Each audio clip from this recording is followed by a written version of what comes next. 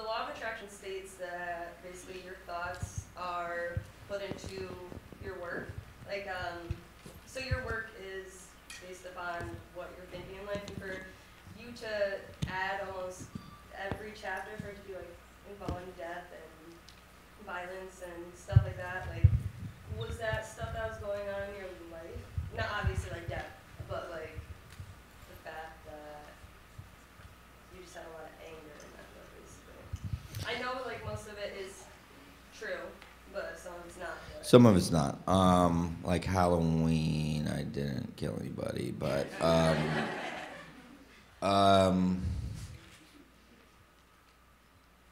I tried to look up your paintings too during the time of you writing the book, and I wanted to see if like you're also showing that side in your paintings. But I think, you know, part of it was that idea of the Paranoid Park idea of the secret, and I guess Halloween, that story really is almost a model of Paranoid Park. It's the secret.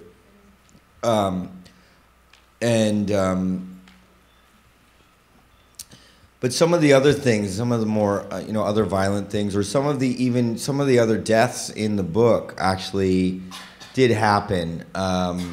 Now I was, you know, Palo Alto is one of the best cities in the country, so, you know, I wasn't.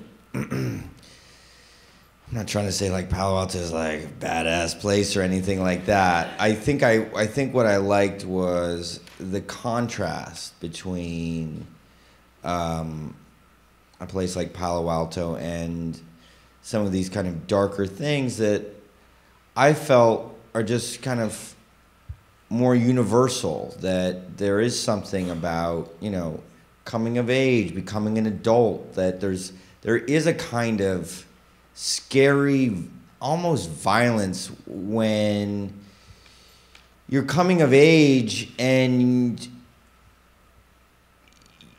you're still a kid, but some of your decisions are going to have big, you know, large effects on the rest of your life. And there's something kind of crazy and violent about that. And then also the idea that, you know, in like a public school puts you together in close proximity to a group of people that you don't necessarily have anything in common with, and you're pushed up against them every day. And so that is also, to me, like a weird kind of violence where, and you also don't, you know, generally, this is just generally speaking, you don't have a bigger perspective of the world, you know, like I didn't travel much out of Palo Alto before I was 18, and so you don't understand, like, oh, there are other like-minded people out there. Now, that's when I was a teen, you know, the internet and social networking is, I think, one of the most positive things about that is that you can find your group online. You don't have to be so isolated anymore. And like, there's that movie Zoo. I don't know if you know that documentary Zoo, but like about these guys that have sex with horses. But like, I'm familiar with it. The beautiful thing about I've seen it. That's all I mean. It's actually beautifully shot. Robinson but, DeVore. Yeah.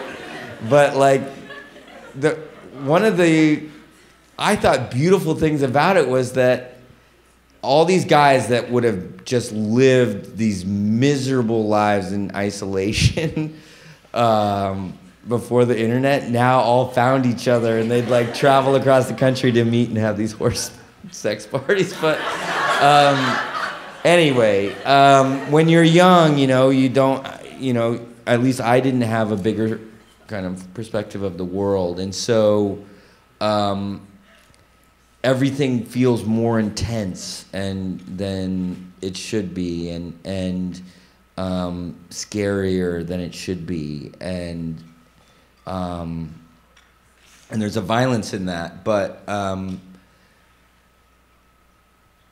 as a writer, it's one of the reasons I was drawn to it. You know, it's like if you have characters that whose emotions are, you know, ratcheted up so high over, the smallest things, it,